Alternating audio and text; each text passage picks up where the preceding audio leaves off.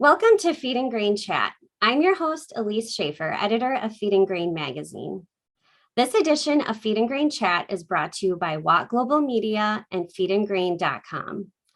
Feedandgrain.com is your source for the latest news, product, and equipment information for the grain handling and feed manufacturing industries. Today, I'm joined on Zoom by Kristen Ireland, co-founder of PeopleSpark Consulting, a human resources consulting company that helps small to mid-size ag businesses achieve their goals.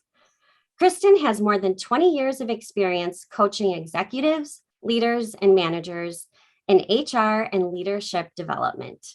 Thanks for joining me today, Kristen. Well, thank you. I'm looking forward to this. Yes, I am too. Let's get right into it and talk about employee engagement. Why is it important for feed and grain facility managers to keep their employees engaged at work?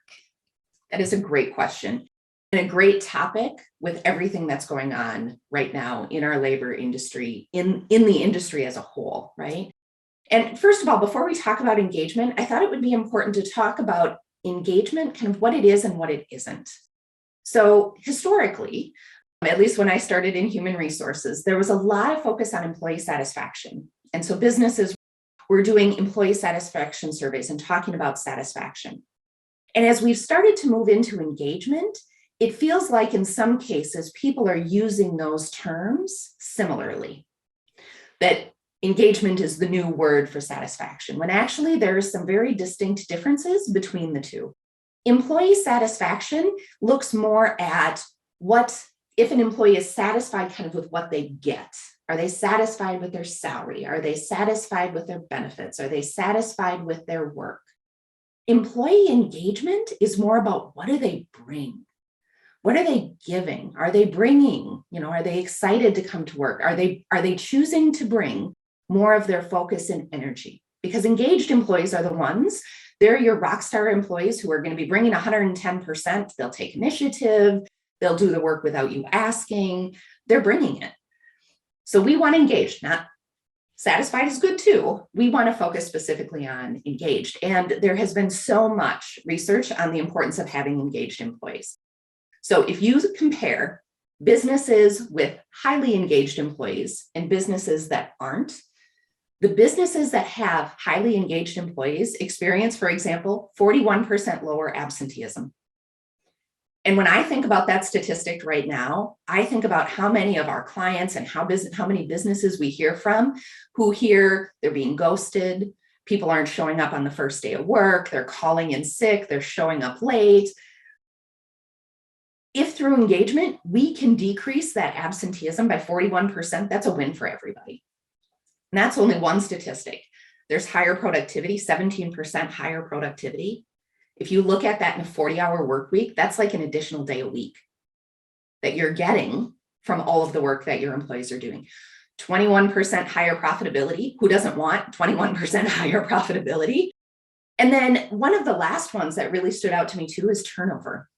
That depending on your industry, you can experience up to a 59% lower turnover rate with engaged employees.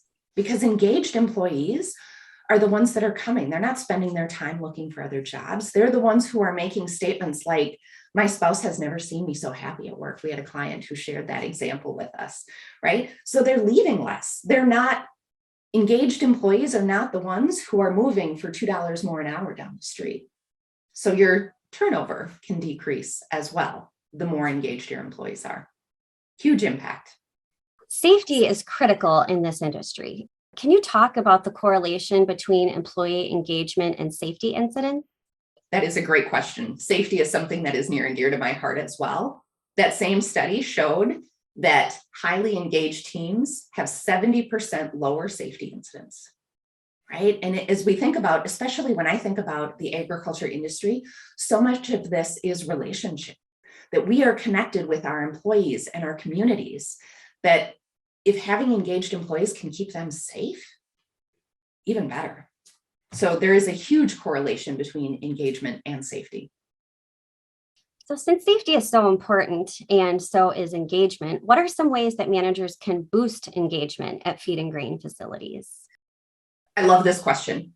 because there is so much. I mean, as an HR person, I'm constantly reading articles around engagement. And there are always like the 5 tips to increase engagement, and it feels overwhelming. There are so many different things, and every article has like 5 different things that it's hard to know where to focus. One of our favorite books is The 9 Lies About Work, and they do a lot of great studies. And they did a study on engagement surveys in organizations, and they found that there are 8 things that are disproportionately present in highly engaged teams. And the 8 things are things like, I am enthusiastic about the mission of my company. I have confidence in my company's future. My teammates have my back. I clearly understand what's expected of me.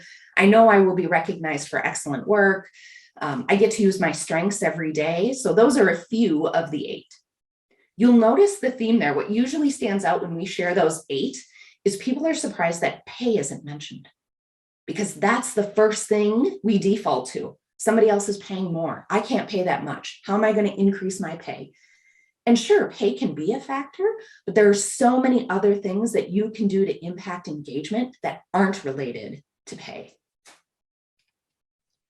So how can companies measure employee engagement in order to gauge whether their efforts are paying off or not? This is a question we hear a lot. We have some leaders and some businesses who really want to embrace this concept around engagement. And they'll put together an informal or internal engagement survey and try to measure what those actual engagement levels are. That is one way. So having an engagement survey is a way to be able to do that. How you go through the process of completing an engagement survey directly impacts engagement, right?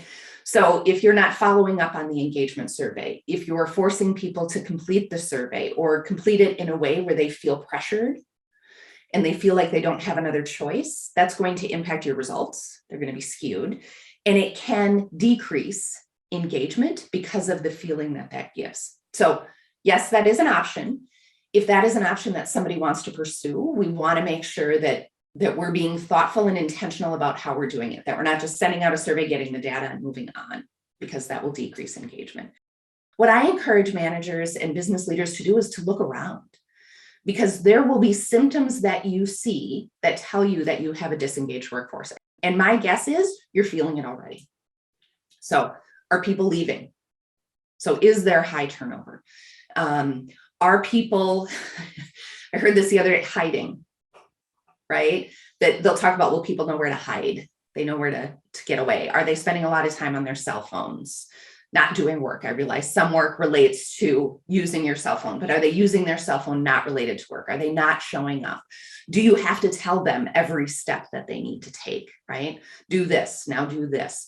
Those are symptoms of disengagement.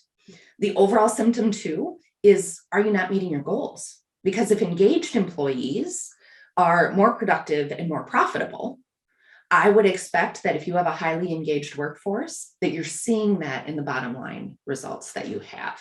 So while you can officially measure that, and that is an option, sometimes your gut feel is the best one. Now, how does direct feedback from a supervising manager impact an employee's level of engagement? So I talked about the 8 factors of engagement, right? We were actually at a speaking engagement a few months ago, and somebody raised their hand and said, if I could do one thing to impact engagement, what would it be? And my response was coach and provide feedback. So first of all, I listed 6 of the 8 factors of engagement. All 8 factors of engagement can be impacted or influenced by having good, effective coaching conversations with employees. And the best part is that doesn't even cost you any money, right? As we think about salaries, we're talking about increasing budgets. Having good conversations, good, effective feedback conversations with your employees doesn't cost you anything, and it can impact all 8. So having a good, effective conversation with your employees. So that the same book that I talked about, The 9 Lies About Work, they also talk about the impact of attention or feedback on employees. What we tend to hear, and I think I mentioned this earlier, is Leaders and managers are hesitant to give feedback to employees because if I give them constructive feedback, they'll leave, right? We hear that a lot. And nobody is better, or somebody is better than nobody, is the other way we hear that. So they also built on this study and found that giving negative feedback or negative attention is 40 times more effective as a leadership technique than ignoring people. And when I give that statistic, usually people say, well, I'm not ignoring people. But when you think of those situations where you could provide coaching or constructive feedback to an employee, what could be perceived as negative, and we choose to walk by it because we don't want to make them mad, because we don't know what to say, because we're frustrated and we just need a break, whatever that reason is, if we choose to walk by it, our intent may not be ignoring, but that's the impact that it has. So it's 40 times more effective to give that feedback than to not. The same study indicated that positive feedback, positive attention is 30 times more effective than negative feedback, negative attention in driving that engagement, which isn't surprising, right? We all know that recognition is going to have more of an impact than constructive feedback. What we tend to miss as leaders is the opportunity to recognize people, because that's not what stands out to us. What stands out to us is the person who's not doing their job, the person who is a pain point, the person who may need that constructive feedback. And we don't notice, and that's not a judgment call, it's day to day. It's not what comes to our minds. It's not necessarily what we see when somebody is doing their job and doing it well. So as we miss those opportunities, again, not ill-intended, we're all busy. As we miss those opportunities, we are not engaging our employees, right? The impact is ignoring, and that's not our intent. The more we see those things, the more we can recognize, the better it is. So having that feedback, again, and I would say this again, one thing that you could do to increase engagement of your employees is give effective feedback. Now, giving feedback can be hard and a challenge for managers for many of the reasons that you mentioned. Do you have any tips or advice on how to provide effective feedback? We see a lot of hesitation for a number of reasons for people giving feedback. First of all, one of the things that we have found in working with the agriculture industry is we have a lot of leaders who have been promoted from individual contributor roles because they're really good at their individual contributor roles. They are our rock stars. They're our engaged employees. We want to keep them. We promote them, which is great.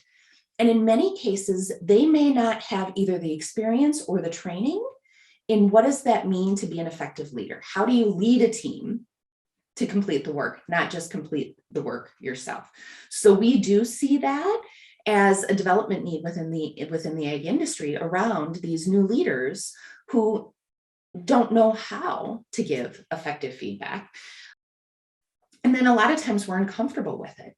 So we found this very early on when we started PeopleSpark Consulting is, again, when people think about human resources, they think about processes. The skill set to deliver effective feedback is as important, if not more important, than this processes to support it. Because there are ways that you can, and there are more than I can give in the next few minutes, but there are ways that you can lean into these conversations, that you can give effective feedback in these conversations, both from a constructive perspective, right? That you're having the intent to improve performance. We actually had somebody who went through one of our leadership development programs who at the beginning said, my employees hide from me. He had the hiders where they knew where to go hide. And he started to give them feedback. And he was so shocked by the response because what they did was ask for more. It wasn't, they don't hide from me anymore, which was kind of the best statement. But he said, then they asked, can we have more conversations like this? So they wanted more. And he wasn't always giving recognition. He was giving constructive feedback. They wanted more of it. So there are ways that you can approach that so that you are increasing engagement and have the impact that you want to have.